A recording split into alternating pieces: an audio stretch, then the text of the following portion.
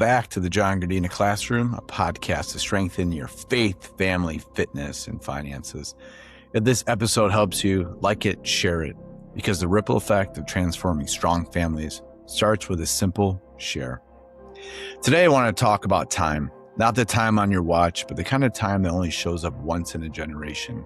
A window, a door that opens for a season and then closes. And if you're not paying attention, you're going to miss it. I believe with everything in me that we are standing inside one of those windows right now, and it has to do with the greatest transfer of wealth this world has ever seen. And where you decide to stand, where that transfer happens. Let me start with why I even believe money is something a man of faith should think about seriously.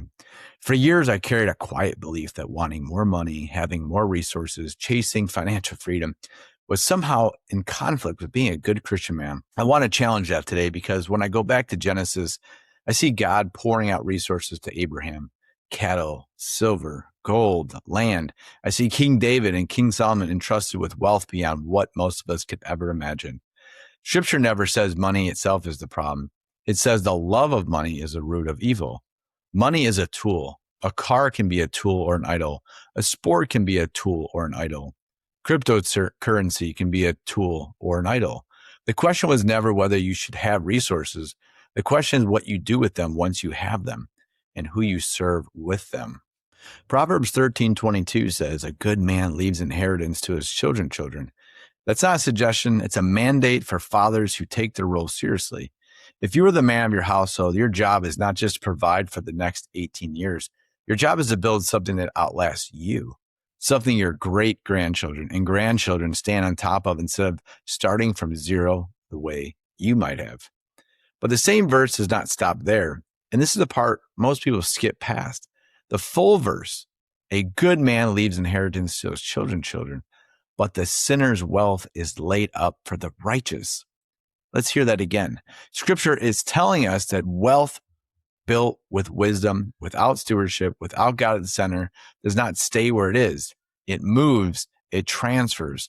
And if it transfers toward those who are prepared to receive it and steward it well, that is the promise behind a generational wealth transfer. This is not just about economic theory. It's biblical pattern. Resources flow from the foolish to the faithful when the faithful position themselves to receive them. So let's talk about the tool I believe that belongs in the conversation right now, which is XRP, a cryptocurrency. On August 19th, Ripple CEO Brad Garlinghouse was in the Roosevelt Room at the White House with Donald Trump and a small group of technology leaders meeting with Trump, SEC Chair Paul Atkins, the CFTC Chair Michael Selig. He was there alongside a handful of other major players in the industry, and the focus of that meeting was clear: hard regulatory clarity for digital assets in the United States and the future of the Clarity Act, which will be voted on next month. Brad Garlinghouse was not the only crypto CEO in the room, but Ripple's seat at the table matters because Ripple is not building a speculative side project. Ripple is building an infrastructure for how money moves between banks, institutions, and governments. So here's why I believe XRP specifically deserves your attention inside that bigger story.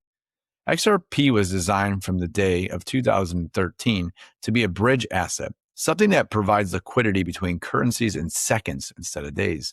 And this is not theory. In Japan, the SBI Holding has been using XRP through SBI Remit for cross-border remittance since 2023, moving money into Southeast Asia faster and cheaper than the old banking rails.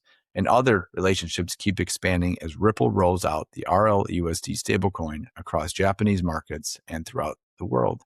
This is real operating revenue use case, not a white paper promise.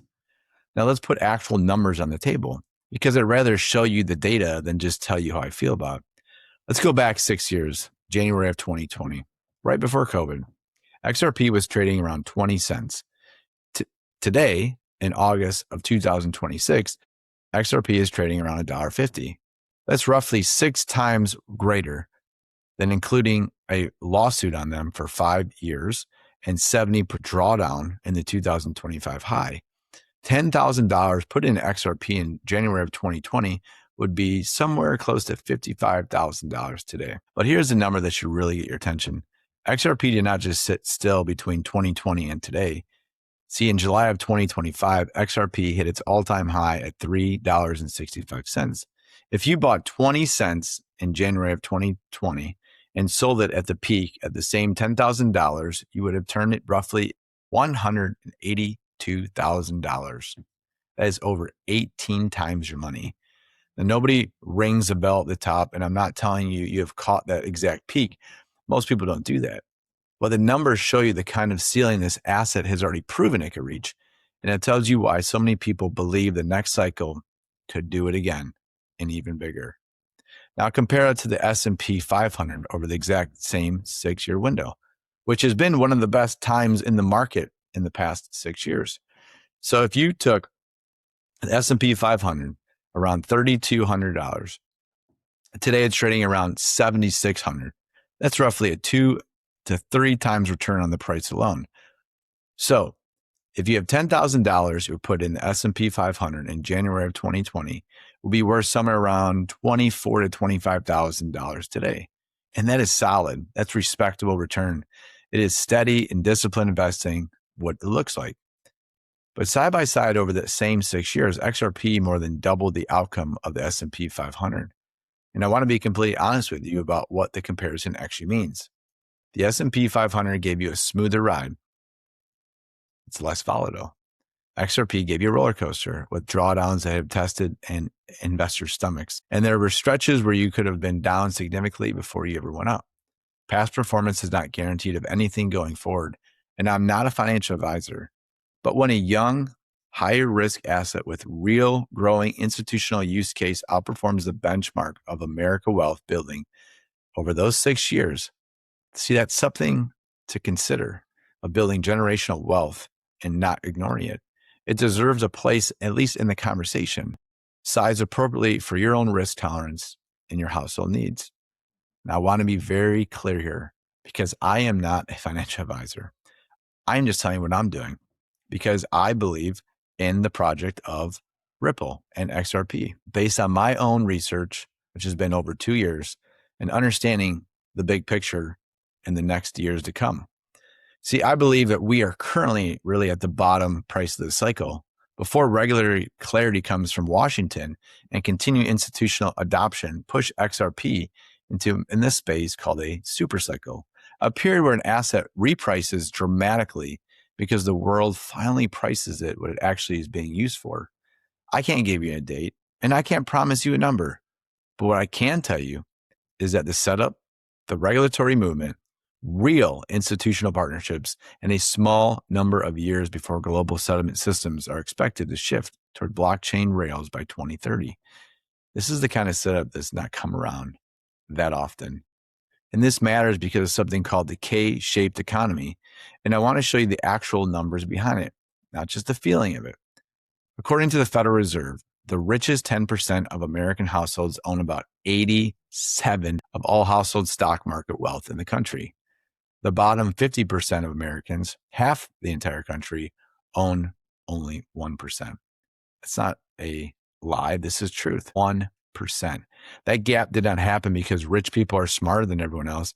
It happened because they put their money in assets, real estate, businesses, and the S&P 500, and they compounded growth work on their behalf for decades while everyone else kept their money parked in a savings account.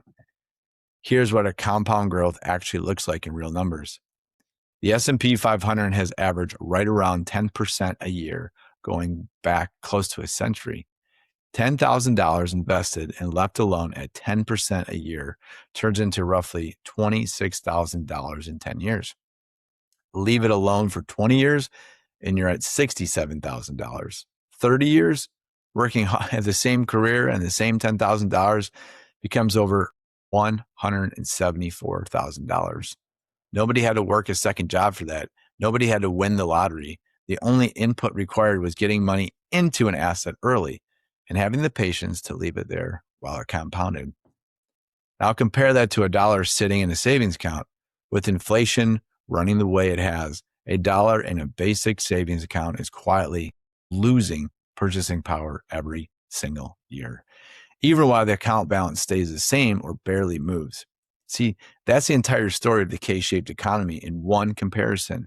One line on that K keeps climbing. Those dollars are inside assets, real estate, equities, and yes, digital assets. And then it's compounding over year and year. The other line that keeps sinking because of the dollars sitting while the cost of everything around them keeps rising. I don't say this to scare you. It's the truth. I'm trying to educate you. That's why I'm here doing this. So you want to understand where you want to be on this K-shaped economy. And here's the deeper reason before everything. See, all this matters in the big picture of who you are and your legacy. It's not about a bigger house or a nice truck.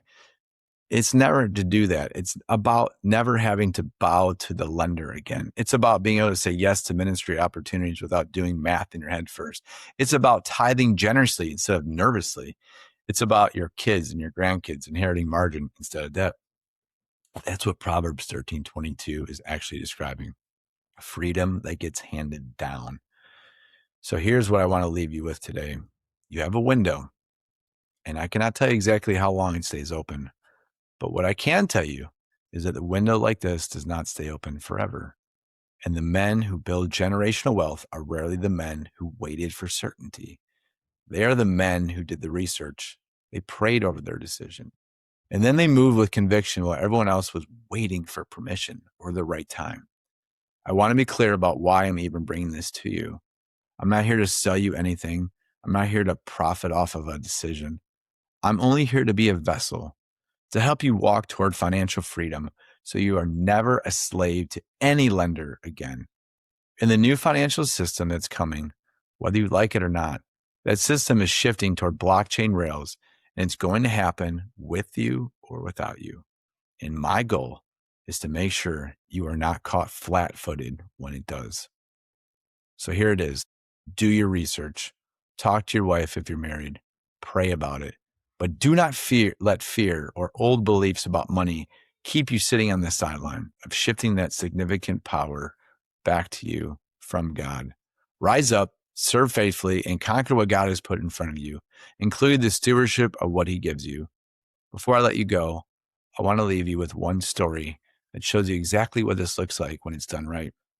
David Green started Hobby Lobby in 1970 with just a $600 loan, assembling miniature picture frames in his garage. That's it, $600. Today, Hobby Lobby is worth billions. And David Green has become one of the largest individual donors to evangelical ministries in this entire country. He commits half of his Hobby Lobby pre-tax earnings, his personal incomes, and the company's earnings to the Christian ministry, and he has given away hundreds of millions of dollars over the years. He built wealth, real massive generational wealth. He never let it for himself. He owns it, and he points it straight back to the kingdom of where he received it.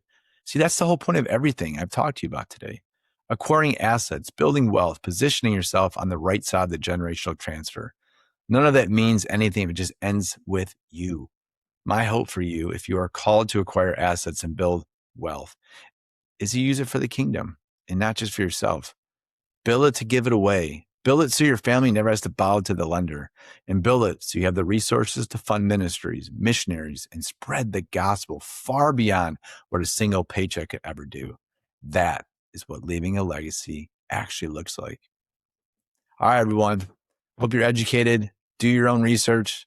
And if this has helped you at all, please share it for someone who needs to hear it. Until next time, stay faithful in the small things, because that is where the big things are built.